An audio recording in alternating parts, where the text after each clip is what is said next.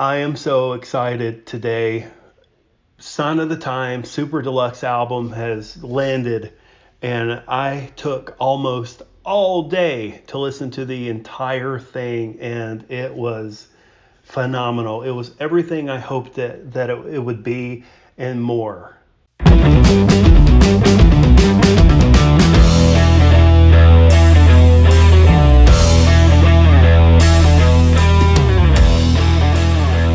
Welcome back to Red Mug Music. I'm Brian. I hope everyone is doing well. I'm doing really good today. Like I said, I am so excited about the Super Deluxe edition of Sign of the Times. I typically don't care about deluxe or expanded or anything but the actual original album.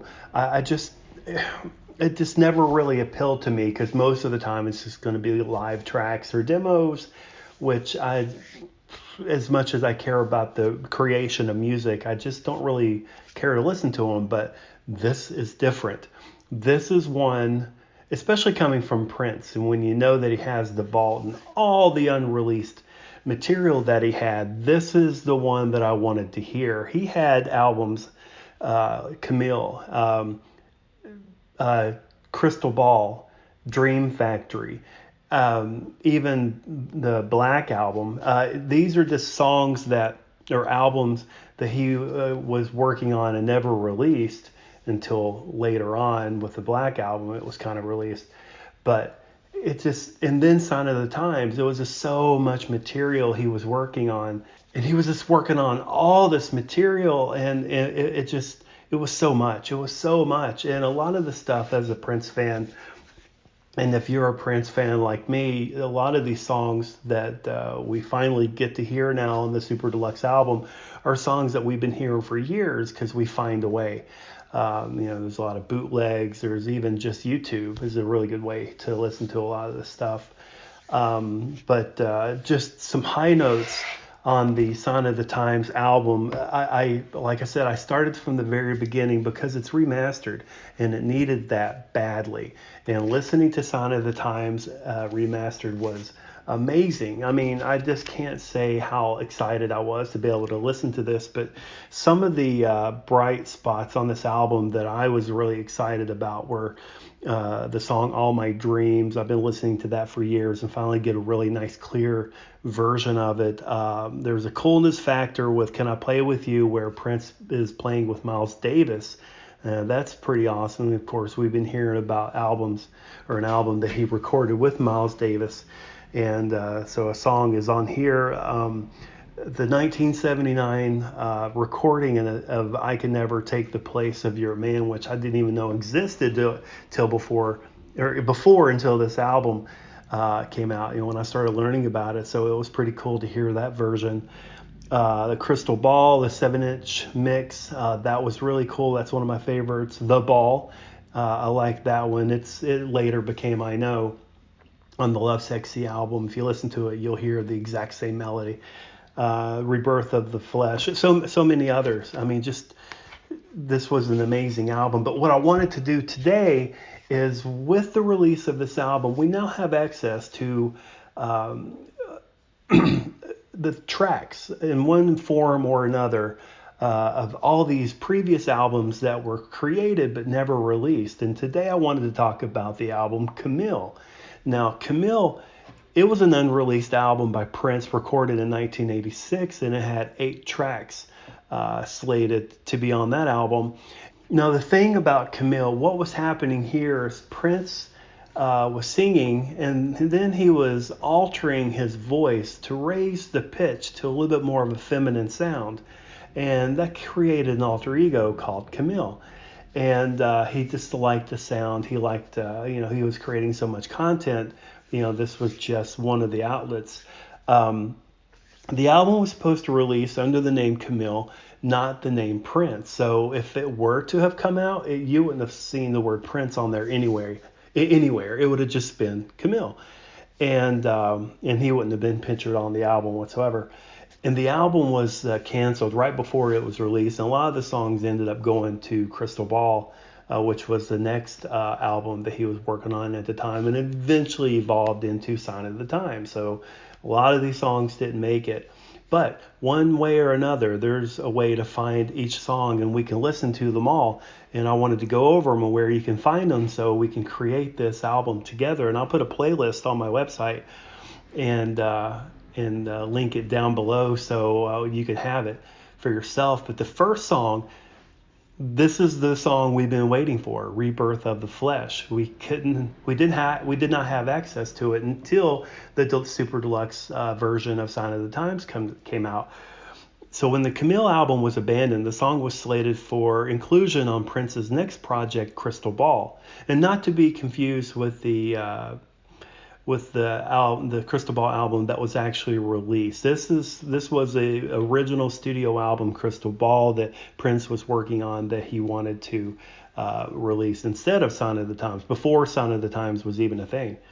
And Rebirth of the Flesh was going to be the opening track on the Crystal Ball album as well, seguing into Play in the Sunshine. So you would have heard Rebirth of the Flesh and then Play in the Sunshine instead of Sign of the Times and then Play in the Sunshine. And then the second song is Housequake.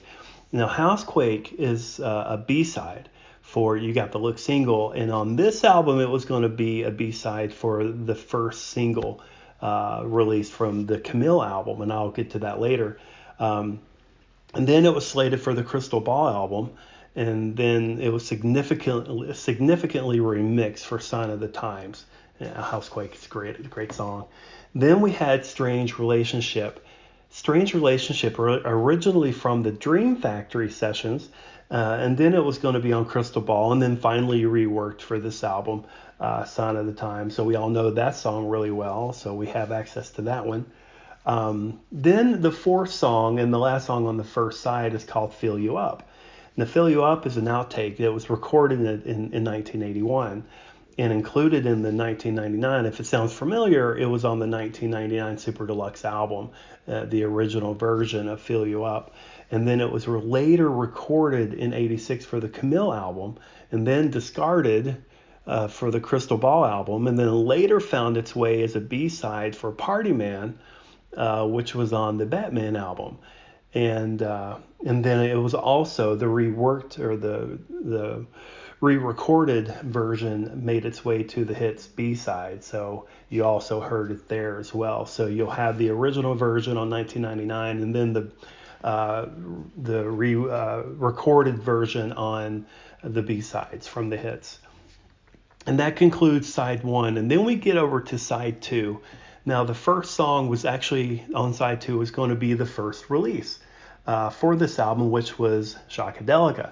Shockadelica, again, was supposed to be the first Camille single, and it was originally written because if you've heard of Jesse Johnson, he had an album called Shockadelica, and Prince knew about it, and he thought it was strange that Jesse Johnson didn't actually have a song on the album called Shockadelica, and thought that was such a great name and what a waste to not create a song called Shockadelica. So Prince did.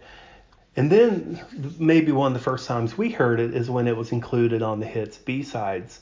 That's when I first heard it. And then the first time we ever heard it, it became a B-side to If I Was Your Girlfriend from Sign of the Times. And then later it was put on the B-sides from the hits album. Okay, the next song is called Good Love. That one was released on the Bright Lights Big City soundtrack, so you may have heard it there.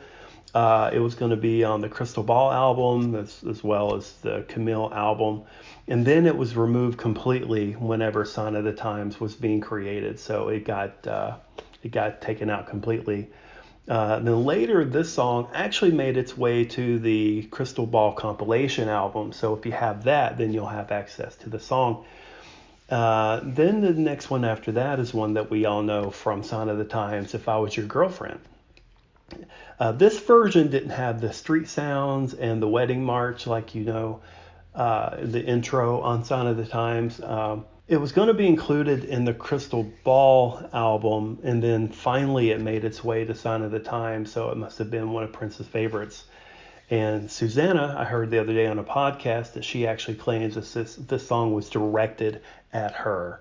I don't know if it was a good thing, but it was something that Prince was the point he was trying to get across was to actually Susanna, which was his fiance at the time during the time of all this. And then the last song is called Rock Hard in a Funky Place. This was later slated for Crystal Ball and then later aborted, didn't make it to the Sign of the Times album. This track was actually included on the Black album, which I have right here. So if you were lucky enough to buy this when it was in stores or are able to get a copy now somehow, it's actually the last track, number 8 on this. So apparently to Prince, Rock Hard in a Funky Place was the final song, no matter where it was going to end up. So if you have this album, then you can have access to that album or to that song. And that's it. I mean, to go back through them real quick, Camille, side 1, Rebirth of the Flesh, then Housequake, Strange Relationship, Fill You Up, side 2, Shockadelica, Good Love, If I Was Your Girlfriend, and Rock Hard in a Funky Place. Now you may be thinking, he did more songs under the alter ego of Camille, and those weren't included. What's up with that? Well, what happened is after this album came out, there were more songs that he recorded with the Camille voice. The first one, it was on the B-sides as well, Scarlet Pussy.